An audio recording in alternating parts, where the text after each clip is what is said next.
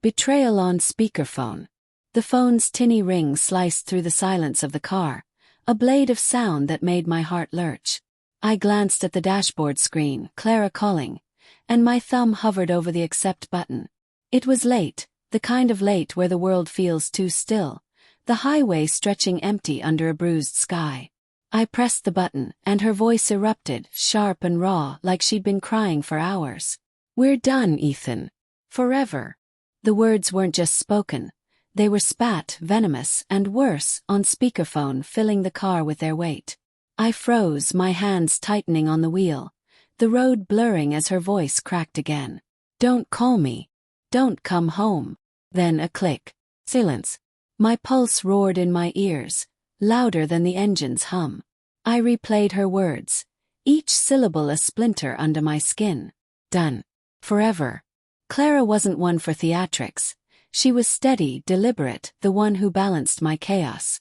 I pulled into a gas station, the neon lights casting a sickly glow over the cracked pavement. My phone sat heavy in my hand, her name glowing like an accusation. Called back. Straight to voicemail. Again. Voicemail. My mind raced, sifting through the last week, the last month, searching for a crack in the foundation of us. Had I missed something? Her late nights at the office, her quiet sighs, the way she'd started locking her phone. Small things I'd brushed off as stress. Now they felt like warnings. The next morning, my phone buzzed at dawn, jarring me from a sleepless haze on the couch of my brother's apartment. Not Clara, her sister Mia. Her voice was frantic, breathless. "Ethan, you need to come to the hospital. It's Clara. She's not okay." My stomach dropped, a cold, sinking dread. What happened? I managed, already grabbing my keys. Mia's pause was too long, heavy with something unspoken. "Just come. Now." The hospital smelled of antiseptic and fear, the kind of sterile chill that clings to your skin. Mia met me in the waiting room, her eyes red, her hands twisting a tissue into knots. "She overdosed," she whispered, barely audible over the hum of fluorescent lights. "Pills. They found her in time, but Ethan, she wasn't herself." My knees buckled, and I gripped the arm of a chair. Clara, my Clara, who laughed at my bad jokes and planned our future in meticulous detail. How could she? Why would she? Mia's gaze darted away, and I caught it, that flicker of guilt. "What aren't you telling me?" I demanded, my voice sharper than I meant. She hesitated, then pulled me to a corner, away from the nurse's curious glances. "She was with someone last night," Mia said, her words a slow poison. "A guy from her work. I heard them on the phone before she stopped, her face crumpling. I didn't know it was serious, Ethan. I thought it was just a fight, a moment. But she was screaming at him too before she called you." The world tilted. Clara cheating. The idea was absurd, yet it slotted into place like a missing piece. The late nights, the locked phone, the distance in her eyes. I wanted to scream, to deny it, but the truth was a weight I couldn't shrug off. "Who?" I asked, my voice a stranger's, low and dangerous. Mia shook her head, tears spilling. "I don't know his name. She was breaking down, saying she couldn't do it anymore, that she'd ruined everything." In Clara's hospital room, she looked small, fragile, hooked to machines that beeped like a countdown. Her eyes fluttered open, and when they met mine they weren't hers, not really. They were haunted, shadowed with something deeper than regret. "Ethan," she whispered, her voice raw. "I'm sorry."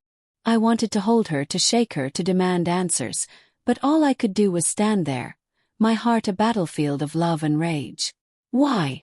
I finally asked, the words scraping my throat. She looked away, her fingers clutching the hospital sheet. "It wasn't planned," she said, so softly I strained to hear. "It was a mistake. Moment. I was lonely, and you were always working, always gone." Her words stung, not because they were true, but because they weren't entirely false. I'd been consumed by my job, chasing promotions, thinking I was building our future. Had I left her behind? "His name's David," she continued, her voice breaking. "From marketing. It happened once and I ended it, but he wouldn't let go. Last night he threatened to tell you everything. Panic. Called you because I thought if I ended it first, I could control it. She sobbed, her body shaking. Then I couldn't face it. The guilt. The mess I made. I stood there, numb, as her words painted a picture I didn't want to see. David. A name now seared into my mind. I saw flashes of him, smirking at company parties, lingering too close to Clara at the coffee machine. Had I ignored those moments too?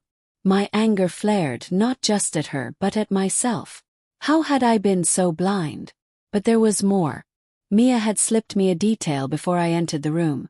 David had been at Clara's apartment last night after her call to me. He'd left just before she took the pills. The police were involved now, piecing together a timeline. Was it just guilt that drove her to the edge, or something darker? Had David pushed her there? I sat by her bed, holding her hand, the warmth of her skin a cruel reminder of what we'd had. "I love you," she whispered, and I wanted to believe it, but trust was a shattered thing, jagged and irreparable. "I love you too," I said, because it was true, even if it hurt. But love wasn't enough. Not yet, maybe not ever. The next day the police called. David had vanished, his apartment empty, his phone off.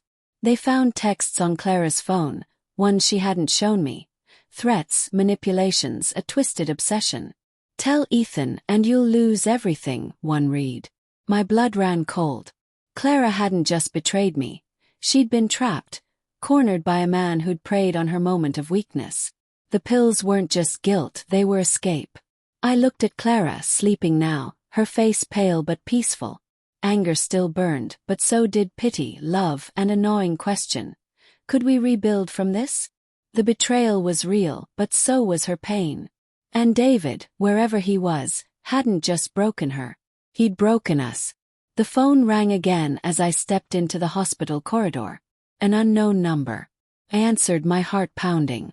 A man's voice, low and mocking. "You don't know the half of it, Ethan." The line went dead.